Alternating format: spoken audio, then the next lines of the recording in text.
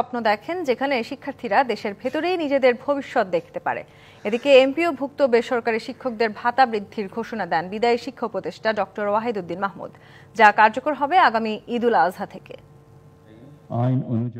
বুধবার সকালে বঙ্গভবনে শপথ নেন শিক্ষা মন্ত্রণালয়ের দায়িত্ব পাওয়া নতুন শিক্ষা উপদেষ্টা অধ্যাপক CR আবরার।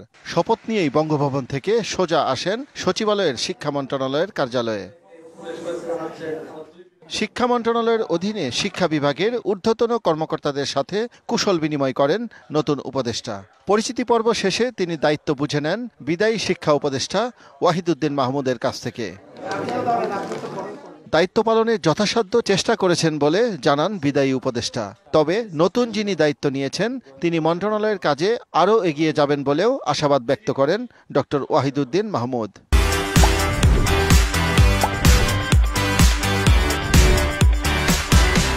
15-20 বছরের বঞ্চনা 1 বছর 2 বছরের বাজেট দিয়ে তো মেটানো যায় না।